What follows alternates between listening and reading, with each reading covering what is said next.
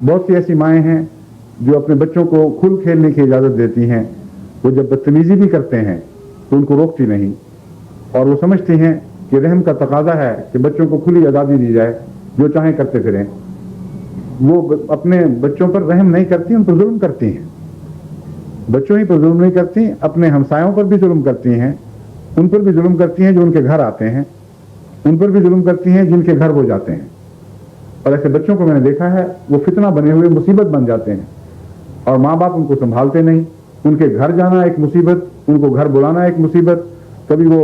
شیشے کی چیزیں زمین پر پٹکتے اور توڑتے، کبھی سجے ہوئے پھولوں کو بگاڑتے،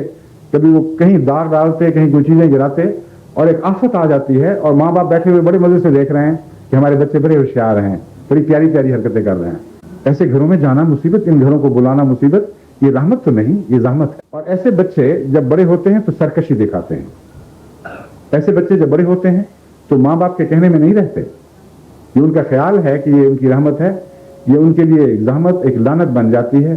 یہ بڑے ہو کر سوسائٹی کے بھی باغی بنتے ہیں، اسکولوں میں بھی لوگوں کے لیے مصیبت بن جاتے ہیں، اور مذہب سے بھی ایسے ہی لوگ بغاوت کیا کرتے ہیں۔ پھر جب آزادی سے یہ بچے اپنے رستے پکڑتے ہیں، پھر آپ لوگ روتے ہیں، پیٹتے ہیں کہ ہائے ہمارے بچوں کو کیا ہو گیا، ہم تو نیک تھے، نمازی تھے، یہ تھے اور وہ تھے، مگر آپ نہیں جانتی کہ خود اپنے ہاتھوں سے اپنے بچوں کو بگاڑا ہے۔ بس یاد رکھیں کہ آپ کے رحم کا تقاضا یہ ہے کہ آپ کے بچے شریف النفس بنیں، آپ کا ادب کریں، بڑوں کا لحاظ کریں۔ آپ میں سے بہت سے سمجھیں گے کہ یہ مبالغہ ہے، ہرگز مبالغہ نہیں۔ میں ایسے خاندانوں کو جانتا ہوں، بہت دیر سے میں واقف ہوں ایسے لوگوں کا جہاں والدین سے بدتمیزی کی جاتی ہے، لیکن وہ بدتمیزی کون سی بدتمیزی ہے؟ وہ بدتمیزی جو آپ نے خود سکھائی تھی، جسے آپ نے پروان چڑھایا ہے، اپنی گود میں اس کو پالا ہے، اور جوان پیار کے ساتھ، بظاہر رحم کے ساتھ جوان کیا ہے۔ یہ ایک زحمت تھی، ہرگز رحمت نہیں تھی، یہ عداوت تھی، یہ شفقت نہیں تھی جو آپ نے بچوں سے کی،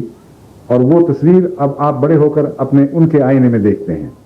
وہ حضرت اقدس محمد مصطفیٰ صلی اللہ علیہ وآلہ وسلم کے حوالے سے سمجھ آ سکتا ہے۔ آپ نے رحم کے نتیجے میں کبھی بدتمیزی کو کھل کھیلنے کی اجازت نہیں دی، رحم کے نتیجے میں آپ نے کبھی بد اخلاقی کی باتوں کو برداشت نہیں کیا، رحم کے نتیجے میں کبھی آپ نے گناہوں کو نظر انداز نہیں کیا، ان سے صرف نظر نہیں فرمایا،